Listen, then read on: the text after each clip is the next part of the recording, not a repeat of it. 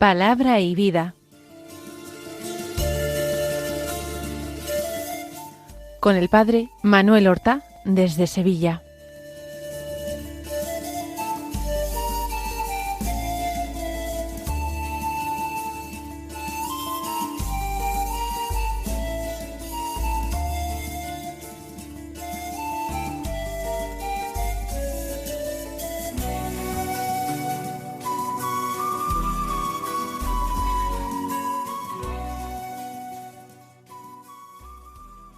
En el nombre del Padre, y del Hijo, y del Espíritu Santo.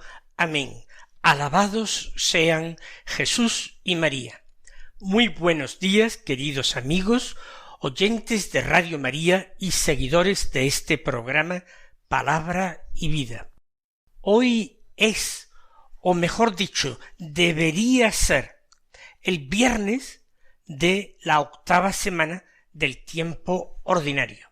Pero al ser este viernes 31 de mayo, es decir, el último día del mes de mayo, y como broche final de este mes consagrado a la Virgen, nosotros celebramos una fiesta de María, la fiesta de la visitación de la bienaventurada Virgen María, la visitación de María a su prima Isabel, cuando ella, que había recibido la visita del ángel Gabriel para anunciarle que iba a ser la madre del Mesías, supo en la misma embajada de Gabriel que Isabel estaba esperando un hijo en su ancianidad, y por tanto se puso rápidamente en camino, movida por auténtica inspiración de Dios, inspiración del Espíritu Santo. No se trataba de comprobar si aquella noticia de Gabriel era cierta o no. Ella no podía ponerla en duda de ninguna manera, porque María era discípula perfecta de Dios. Ella creyó siempre, a la primera y sin vacilar. Pero el Señor quería que compartiera su gozo con Isabel. Y ya sabemos que en ese encuentro brotó una de las más hermosas oraciones que tiene el cristiano, que recita la Iglesia cada tarde, el Magnificat, la oración de María. La liturgia de la misa de hoy nos ofrece una doble posibilidad en la primera lectura, o bien una del Antiguo Testamento, de la profecía de Sofonías, capítulo 3, versículos 14 al 18, o bien una lectura del Nuevo Testamento, de la carta de San Pablo a los Romanos, capítulo 12, versículos 9 al 16. Pero nosotros vamos a comenzar por el Evangelio, que es el que se refiere directamente al misterio santo que hoy celebramos. Es la lectura del Evangelio según San Lucas, capítulo 1, versículos 39 al 56, que dice así: En aquellos días María se levantó y se puso en camino de prisa hacia la montaña a una ciudad de Judá. Entró en casa de Zacarías y saludó a Isabel. Aconteció que en cuanto Isabel oyó el saludo de María, saltó la criatura en su vientre. Se llenó Isabel de Espíritu Santo, y levantando la voz exclamó: Bendita tú entre las mujeres, y bendito el fruto de tu vientre. ¿Quién soy yo para que me visite la madre de mi Señor? Pues en cuanto tu saludo llegó a mis oídos, la criatura saltó de alegría en mi vientre. Bienaventurada la que ha creído, porque lo que le ha dicho el Señor se cumplirá. María dijo: Proclama mi alma la grandeza del Señor. Se alegra mi espíritu en Dios mi Salvador, porque ha mirado la humildad de su esclava. Desde ahora me felicitarán todas las generaciones, porque el Poderoso ha hecho obras grandes en mí. Su nombre es santo, y su misericordia llega a sus fieles de generación en generación. Él hace proezas con su brazo, dispersa a los soberbios de corazón, derriba del trono a los poderosos y enaltece a los humildes. A los hambrientos los colma de bienes y a los ricos los despide vacíos. Auxilia a Israel su siervo, acordándose de la misericordia, como lo había prometido a nuestros padres, en favor de Abraham y su descendencia por siempre. María se quedó con Isabel unos 3 meses y volvió a su casa. La primera reflexión que nosotros vamos a hacer es precisamente acerca de lo que ya he apuntado, acerca de los motivos que impulsaron a María a desplazarse a aquel pueblo situado en la montaña de Judá. Posiblemente, aunque no lo diga el texto evangélico, Ain Karim, aunque no lo diga el texto evangélico, la tradición cristiana sigue venerando a Ain Karim como el lugar donde vivían Isabel y su marido Zacarías, donde nació Juan Bautista y residió 3 meses la Virgen María. ¿Por qué ese ponerse en camino tan rápidamente y además eso deprisa a aquel lugar? ¿Qué propósito tenía María? Porque el texto no lo dice expresamente. Yo ya se lo he dicho al comenzar el programa, siguiendo una inspiración divina. Humanamente podría considerarse un disparate. Quizás lo más urgente era preparar María a sus parientes y a José para ese embarazo que poco a poco se iba a desarrollar en ella. Si precisamente ahora se ausentaba 3 meses y volvía después, podrían ser ya visibles y evidentes los signos de su estado, lo cual sería mucho más difícil de explicar. Mientras que ahora María estaba en un momento oportuno para disponer los corazones, para convencer a sus familiares y a José de la veracidad de la aparición del ángel Gabriel y de los designios que Dios tenía. María no hace nada de eso. Confía toda su causa a Dios. Pone en manos de Dios todo el asunto.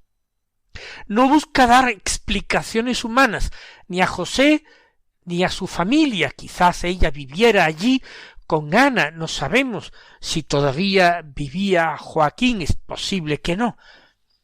Pero no explica nada a nadie. Parte a Ain Karim para estar con su prima Isabel 3 meses. Y al regresar, su causa la tomaría para sí, Dios mismo. Él velaría por su honor y por su honra. Él explicaría lo que fuera necesario explicar. Mandaría ángeles si fuera preciso. No se lo había enviado un ángel, quiero decir, a ella misma. Pues ¿por qué no habría de mandarle otro ángel a José para explicarle la situación con mucho mayor competencia y tino que lo que podría hacer ella? Ella todavía tenía que meditar largo tiempo en su corazón el misterio que había vivido, ese misterio de elección, de predilección, de amor de Dios.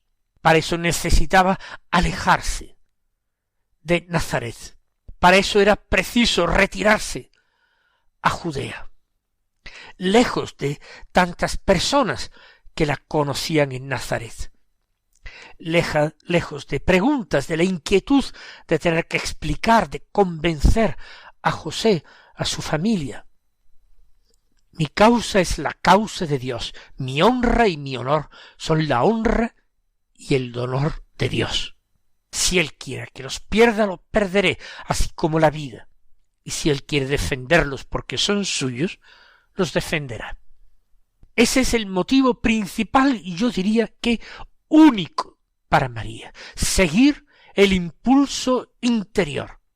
Seguir la inspiración, la iluminación del Espíritu Santo, que como todas las cosas de Dios también es perfectamente razonable con motivos o por motivos sobrenaturales y espirituales, que ella tuviera tiempo y ocasión de meditar en su corazón todo lo que estaba pasando y dejar en un acto de supremo abandono en manos de Dios la explicación de todo lo que hubiera de ser explicado. Pero sigamos adelante con estas reflexiones acerca de la actuación de María. Nosotros tenemos tendencia a pensar que los planes de Dios sobre nuestras vidas coinciden siempre y exactamente con nuestros propios planes. Cuando muchas personas, y particularmente jóvenes y mayores, hablan de su vocación, en definitiva a veces no están hablando más que de sus propias preferencias humanas, de sus ventajas materiales, de sus gustos. En definitiva están hablando de las elecciones que ellos han hecho, apoyándose con frecuencia en motivos que no tienen nada que ver con Dios. No se trata de una vocación. Vocación es llamada. Y para que exista llamada tiene que haber alguien quien me llame. Alguien que me llame, no yo mismo, no mi propia subjetividad, ni mucho menos mi propio egoísmo, ni mucho menos mi propio capricho, ni mucho menos mi propio interés o conveniencia, o aprovechar mis dotes y cualidades naturales para alcanzar un puesto de mayor relieve en la sociedad y un medio de ganarme la vida.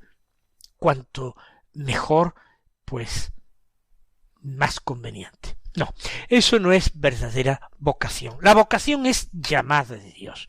Lo que experimentó María en Nazaret y luego seguramente en Naín Carín profundizó en esa vocación, en esa llamada que le había sido dirigida de parte de Dios.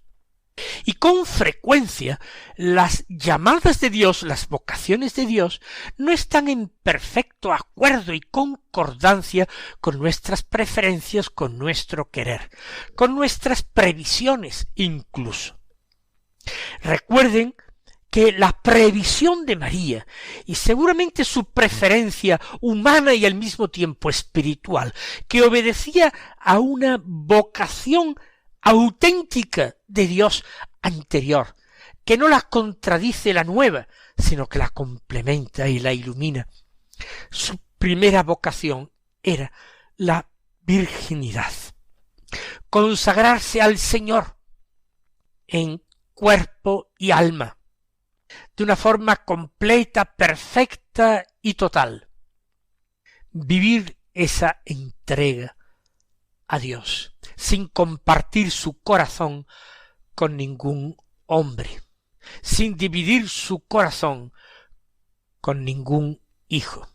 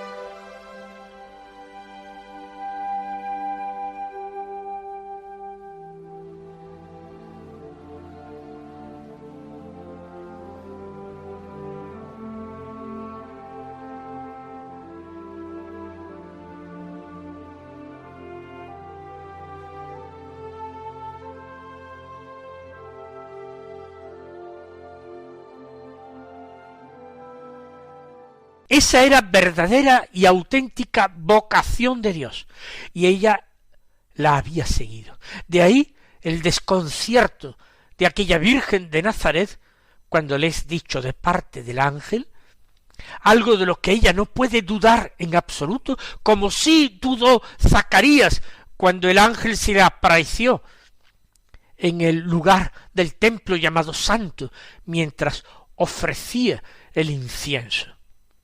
Zacarías sí dudó y por eso recibió un castigo de Dios por no haber creído a mis palabras. Te quedarás mudo, sin poder hablar, hasta que se cumpla lo que yo te he dicho. En el caso de María no hubo en absoluto duda, pero sí hubo desconcierto, confusión, porque María podía estar segura, perfectamente segura, de la primera vocación, a la virginidad, a la consagración total. Y aparentemente, la vocación de la que ella tampoco dudaba ahora, era una vocación a la maternidad.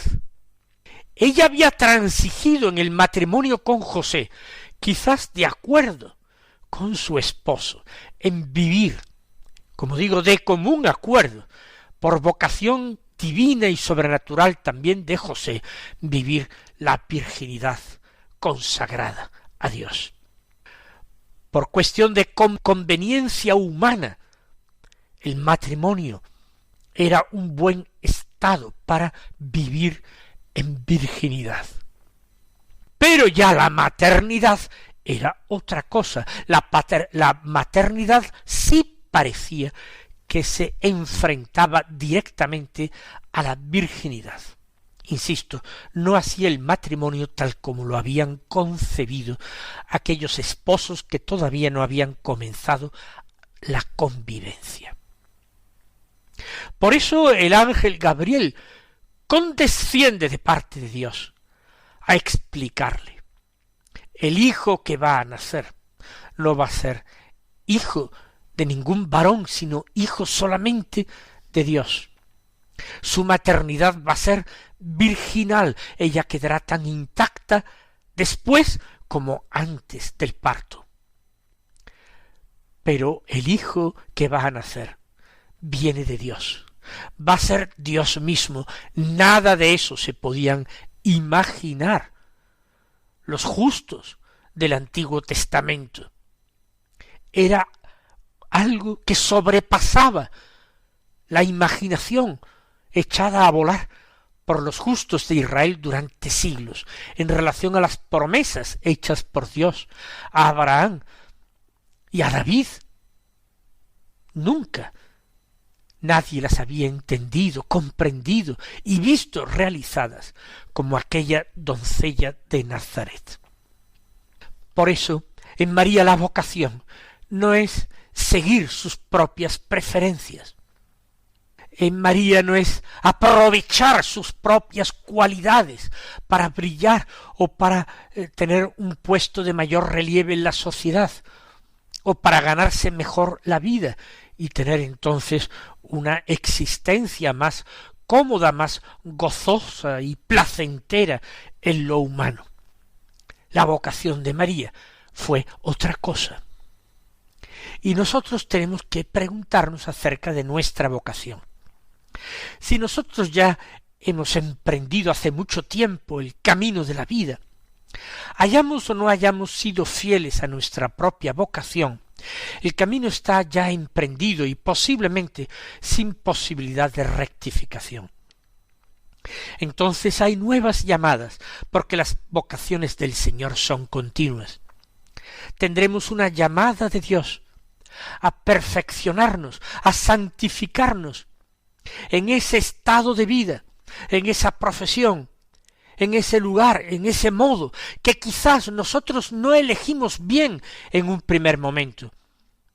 Pero Dios, infinita misericordia, Dios que es tierno como el más tierno de los padres y de las madres, condesciende con nuestra debilidad, se acomoda a nuestra elección, aunque hubiera sido mal hecha, y nos concede gracias abundantísimas para vivir bien y santificarnos en ese estado de vida que tan mal elegimos, de una manera tan poco sobrenatural, guiados por tan poca fe y tan poco amor de Dios. Sí, vamos a seguir ahora las vocaciones, las llamadas de Dios, aunque no supiéramos seguir con exactitud y fidelidad la primera llamada. Vamos a acomodarnos en esta vida que hemos elegido nosotros, y vamos en ella a tratar de dar frutos, que no sea que el Señor un día se queje de nosotros como se quejó de la higuera. Y si seguimos adelante en esta lectura y meditación de la visitación de María, llegamos a la bendición de Isabel. Isabel dirige sus palabras a María, no movida de la buena educación, de la cortesía al recibir un huésped, nada de eso. Si María ha sido llevada a casa de Isabel por el Espíritu Santo, Isabel también levanta la voz y exulta de gozo, movida por el Espíritu Santo. Exclamó así: bendita tú entre las mujeres, y bendito el fruto de tu vientre. Nos comenzó a enseñar el Ave María.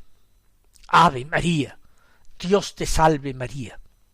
Llena de gracia la llamó el arcángel Gabriel. Bendita tú entre las mujeres, bendito el fruto de tu vientre, la llamó Isabel. Santa María, Madre de Dios, ruega por nosotros pecadores. Así sólo podemos llamarla nosotros, que somos pecadores. Y suplicamos que ella nos escuche, atienda, y consuele y acompañe en el camino de la vida, ahora y en la hora de nuestra muerte. Y María añade una exclamación llena de humildad y de sincera confusión: ¿quién soy yo para que me visite la madre de mi Señor? Yo no soy nada, soy polvo y ceniza, yo soy pecador. Por eso la segunda parte de la Ave María, de alguna manera, nos lo inspira también con su humildad Isabel.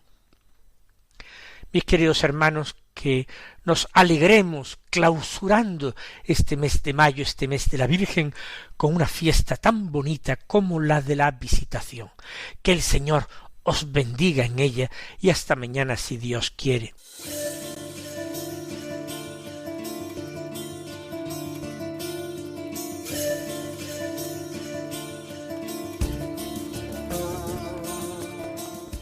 Han escuchado en Radio María Palabra y Vida,